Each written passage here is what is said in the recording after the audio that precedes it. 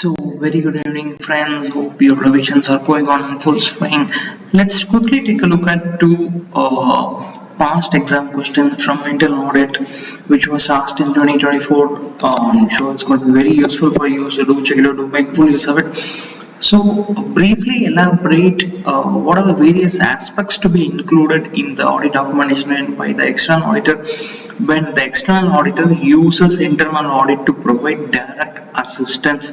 This and a few more questions are very frequently asked questions in essay 610. So let's quickly check what is the external auditor should include in the documentation. First one is the evaluation of existence and significance of threats to the objectivity of the internal auditor. So the significance of the threats, what are the various self threats and all those things. The first check, this is the first check that external auditor should conduct at the level of competence of the internal auditor that is used to provide direct assistance. Second is the basis for the decision making regarding the nature and extent of work performed by the internal auditor. Third point is who reviewed the work performed and the date and extent of the review. Everything should be clear cut. Another important thing many candidates they tend to do is who reviewed the work performed. They will just stop with this, but giving special emphasis, that is you should mention in your answer, giving a reference to SA 230, it showcases to the examiner that you are well versed with the auditing standards. And next one, the written agreement obtained from an authorized representative of the entity and the internal auditors. Lastly, the working papers prepared by the internal auditor who provided direct assistance on the audit engagement. So let's quickly summarize. First is the evaluation of the existence and significance of the threats to the objectivity and level of competence. So 2 points are hidden in this, 2 key points.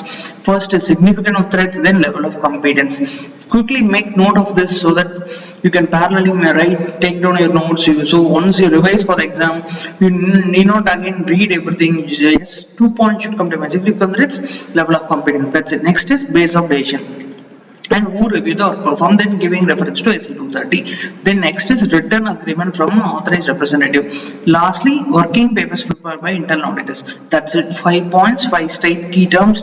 There is no way you're going to lose any marks on it. So moving on to the next question, which was asked in May 2024.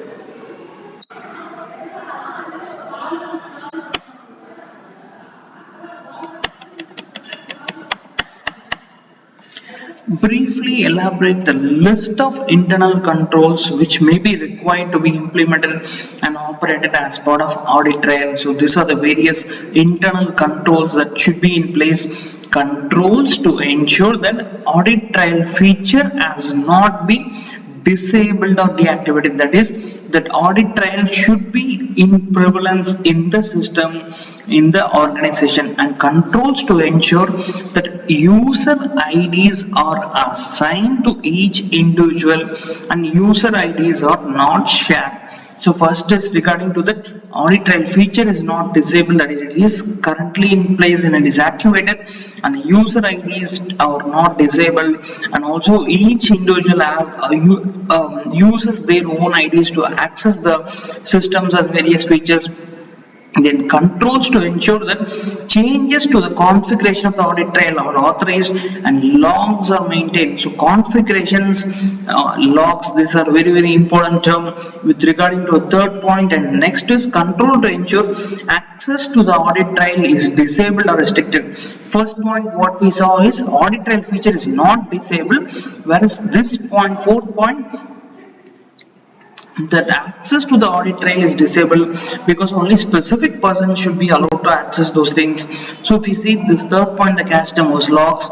Again, fourth is also access logs. And lastly, controls to ensure that periodic backups of audit trail are taken when archived as per the statutory very specific provision of that, so that no data gets lost. So these are the various key terms that the list of controls, internal controls should be in place regarding to the audit trail. So these are the 2 important questions which was asked and conceptual questions. So make full use of within 5 minutes you're able to cover. Make notes of all the key terms I told for the previous question, as well as this logs, the configuration, the changes to the configuration, then access logs and backups. Everything quickly make note. Whatever is disabled, which should not be deactivated, which should be activated, which should be disabled, etc. All those things, so that it will be very easy for you. So all the reviews, keep your best wishes.